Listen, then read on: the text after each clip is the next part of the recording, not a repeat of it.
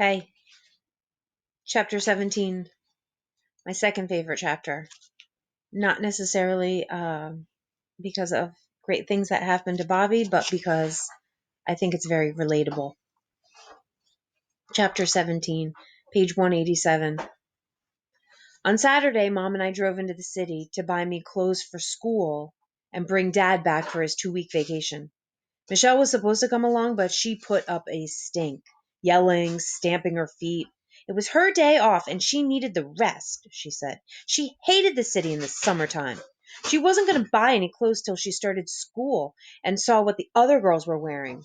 She didn't want to spend 2 hours each way in a hot car. Everything she said made sense to me, but from the way she carried on, even Mom must have figured out she had something else on her mind. Big date with Pete. Sometimes Michelle isn't the world's coolest. Mom started to pump me as soon as we were out of the driveway. I've never seen Michelle so agitated, she said. It is pretty hot in the car. Open your window. As soon as we're out on the highway, you'll get a breeze. Don't you think she knows that? We passed Marino's beach. It was already crowded with families up for the weekend. Pete was on the high board, of course. Mom nearly went off the road looking at him. Michelle's a very emotional person, she said. Sometimes I think she takes after Dad more, and you take after me. We don't get so emotional about things. We kind of plug along, keeping things to ourselves. Don't you think that's true? I didn't really think it was true, but then I had never thought about it before, so I just said, maybe. My mother is tricky, and I could tell she was leading up to something. I was on my guard. Emotional people, they have their ups and downs. Sometimes they do or say things they don't really mean. People like us, who really care for them, we have to help them sometimes. I wanted to say something like, okay, Ma, lay your cards on the table. But I just said, uh-huh. Bobby, and she gave me a sharp glance, you're not doing Michelle any favors by playing dumb. We're not going to be able to help her unless we're honest with each other. About what? About what's going on. What's going on? She shook her head and didn't say another word until we were on the highway, headed south toward the city. There was a breeze all right, but it was a warm breeze, and it got warmer with every mile farther from Rumson Lake. Maybe we should be talking about you, Bobby. What about me? I don't like the way you've been looking. Overtired, loss of appetite, not your usual robust self. I'm getting thinner. That's not always a good sign. Maybe you're working too hard. I heard warning bells in my brain, but I was trapped. What did you say? I didn't say anything. I'm not sure I like you hanging around Marino's beach. It's a rough crowd. It's mostly families. I picked my words very carefully. And he's taking advantage of you, not paying you. He's okay. I could tell she didn't even want to say Pete's name. Do you like him? Sure. How much does Michelle like him? Why don't you ask her? Look, Bobby, this is ridiculous. Her voice was sharp. I won't stand for lying. I want straight answers. How long has Michelle been wearing that ankle chain with the heart on it? I didn't even know she had one. This was true. Who looks at his sister's legs? What time has she been coming home at night? Am I my sister's keeper? I won't stand for that, Bobby. She gripped the wheel very tightly and stared straight ahead. I'll call up Dr. Khan and tell him you can't work for him anymore. Suddenly felt as if someone had flushed my insides with ice water. I felt as if I had to go to the bathroom. You didn't think I knew. I would have told you. Michelle told me. Michelle cares about you, Bobby. Obviously, she cares about you more than you care about her. She wanted me to know what was happening with you, so I could be in a position to help you. I was all mixed up. My mind was a mud puddle. Why had Michelle told her about my job? Why hadn't she told me that she told her? We had a deal. She wasn't to be trusted. Or had Mom found out some other way? and was trying to trick me. The 2 nights I was in the city, Bobby, was Michelle out late? I don't know. Was she home before you went to sleep? I don't know. You can hear a door opening and closing, can't you? Yes. Well, this is what must be like to be cross-examined by Perry Mason. I didn't hear anything at all. So she wasn't home when you went to sleep, or you would have heard her in the house. What about when you woke up? Was she there? I don't know. I didn't look. Well, were her breakfast dishes in the sink? I don't remember. The night I called, Sunday night, did you really try to wake her up? Or was she out?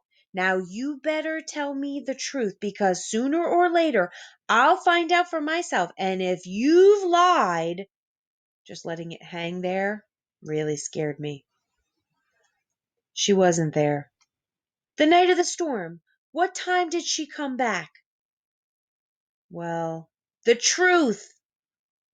She was out all night, but it wasn't her fault. Pete's truck got stuck in the mud, and then... That's all I wanted to know. Mom didn't start talking again until we crossed the bridge into the city. Her voice was more cheerful. Why not? She got what she wanted. I felt miserable. Why don't we get some ice cream before we start shopping? I don't want any. It'll pick up your spirits. I feel fine. Don't feel badly. You'll see. You've done Michelle a big favor. We met my father at the clothing store. He looked hot and tired and happy to see us. Let's get this over fast. This place gives me a headache. I've never seen it so crowded. We went straight to a special department in the basement called Husky Town. It was just a polite way of saying fat boys shop. I always hated it. It was filled with fat boys, and seeing them reminded me that I was fat too. We had to wait a long time for a salesman. Hello, hello. The salesman whipped a tape measure off his neck, wrapped it around my waist. We've got some very nice slacks, flannel, sharkskin, wears forever. Follow me. They did have some sharp pants, a beige pair with brown saddle stitching up the sides, charcoal red flannel pants the color of glowing embers. I could wear them with check shirts, solid color button-down shirts, and now I'd be able to wear the shirts inside my pants now. I like 'em, said my father. Look at the price, Marty. He'll get at least a year out of 'em, maybe more. Now that he's lost some weight, he should have some nice-looking pants. He might not stay at this weight, said my mother. He might shoot up as soon as school starts and he's not getting as much exercise. I'm not going to gain weight, I said. Nice clothes might be an incentive to him for him to keep his weight down. You could always let them out, said the salesman. That's right, Lenore. Worst comes to worsted. Worsted is a type of fabric. I didn't think my father's joke was too funny, but I laughed because he was on my side for a change. But you don't have to do the sewing, Marty. She turned to the salesman. Can you show us some corduroys, brown, or any other dark color that won't show dirt? And chinos? My father gave up. Anything you say, Lenore. I didn't pay any more attention. I just let them push me around Huskytown, picking out underwear and shorts and socks and another pair of pants, nodding yes, anything to get out of this place in a hurry, as usual. But I'd have money of my own this year, and when school starts, I'll buy myself a pair of pants and a button-down shirt myself. Well, that wasn't so bad, was it? Said my mother as we finally left. I'm starved. How about a nice dinner before we head back? Head back? I thought we were staying over in the city tonight. I want to go back, and you can have a full day on the lake tomorrow. Fine with me, said my father. We'll have to stop at the apartment to get my bags. We won't get up to Rumson Lake much before midnight. Let's eat dinner on the road. Take less time. My mother agreed, okay, too easily. She hated highway restaurants, but she really wanted to get up there tonight. I wondered about Michelle. She thought we were coming back on Sunday. If she stayed out tonight, I hope she was smart enough to fix it up with a girlfriend who would say she slept over at her house. I dozed in the back seat with the packages on the ride up. My parents talked low. I caught snatches of their conversation. I'm willing to try, but I have a right to my opinion. Not if you're going to throw up obstacles. Name one. That business with Bobby's pants. I'm the one who has to keep them clean, to keep letting them out. If I'm working, I'll have less time for things like that. Then maybe you should think twice about working. Let's drop it. We stopped for dinner at Bell's Diner. When he pulled into the parking lot, my mother said, Why here? He pointed to a line of parked cars. Drivers know good food. Probably just a pretty waitress, she said. The food wasn't so hot. None of the waitresses looked pretty to me. The truck drivers all sat in a row at the counter. I wondered if they sat in the same order as their trucks were parked outside. They smoked and kidded around a lot and slapped each other's shoulders. Big, tough men. Would I ever be as cool as they were? Would you like a piece of cake? Before I could answer my father said, Don't tempt him, Lenore. He's doing very nicely. He's been such a good boy all day. A little piece of cake won't hurt him. You've been pushing food into him for years. Now leave him alone.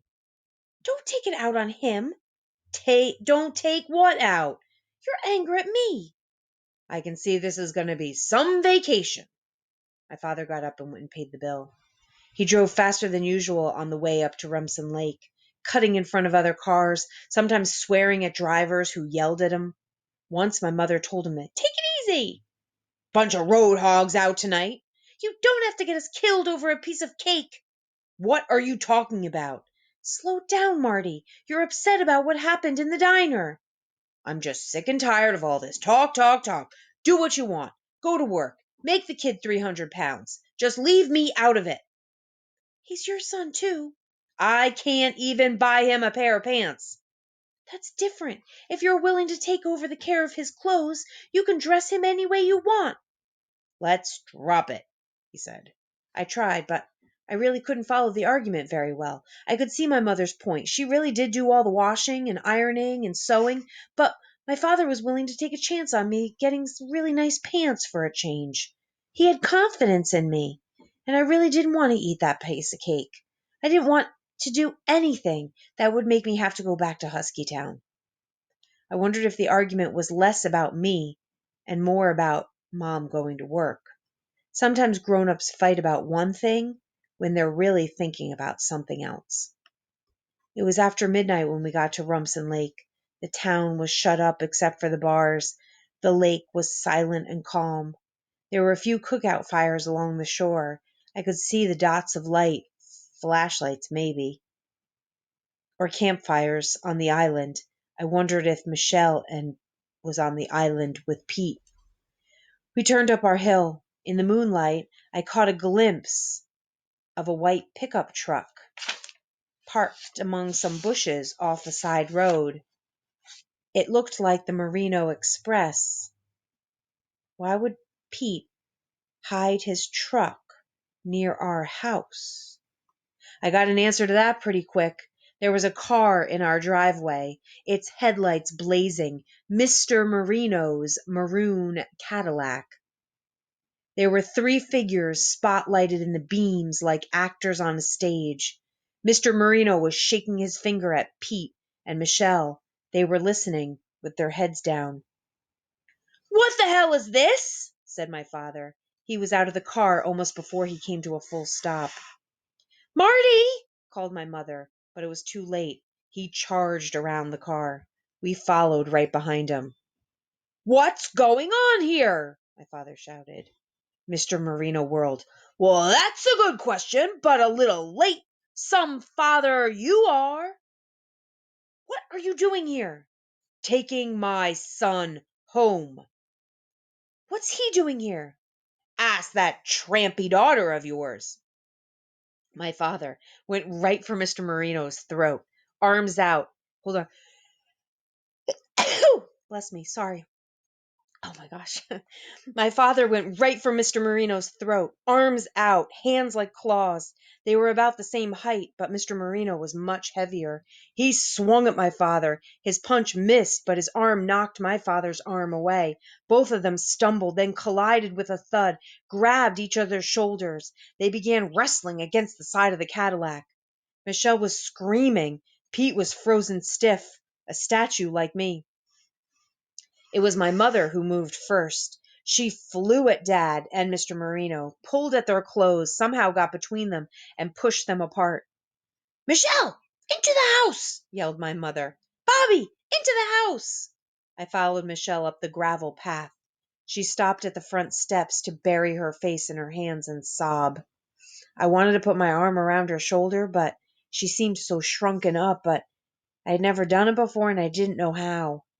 I patted her arm, and she reached out and she hugged me and cried on my shoulder. It was a strange feeling, but not bad. After a while, we went inside and looked out the window. We couldn't hear what they were saying in the driveway, but from the way Mr. Marino smacked his fist into his palm and my father leaned toward him like a cobra about to strike, I figured it wasn't very friendly. Pete was sitting in the front seat of his father's car. My mother was talking to him through the open passenger window, but he didn't seem to be talking back, just nodding or shaking his head or shrugging. I thought you were coming back tomorrow, said Michelle. She had stopped crying, but she kept wiping her nose. Mom changed her mind. What happened? He caught us here. Pete's father. She started crying again. I gave her a piece of Kleenex I found in my pocket. You should have gone to the island. Pete wouldn't go. He doesn't think it's right. The argument in the driveway didn't seem to end as much as just run down like a wind-up toy. After a while, Mr. Marino wasn't pounding his fist so often, and my father's body relaxed, and their mouths weren't moving so fast. They began waving at each other as if they were brushing away flies, and I could imagine them saying things like, Don't give me that, or Get off it, or Why don't you just dry up and blow away? Finally, Mr. Marino got into his car and raced the motor until my father got into his car and pulled out of the driveway so Mr. Marino could back out. They're coming in now, I told Michelle. All of them? Just Mom and Dad. Stay with me? You betch'em, Red Ryder. I felt very protective toward her. It was a good feeling. It made me feel older and stronger, but it only lasted a couple of minutes. First thing Dad said when he got into the house was, Robert, to bed, this instant. Mom took Michelle in her arms. Dad stood there glaring at them, tapping his foot. That was the end of the show for me. I kept my ears to the open crack of my door, but I didn't hear another word that night.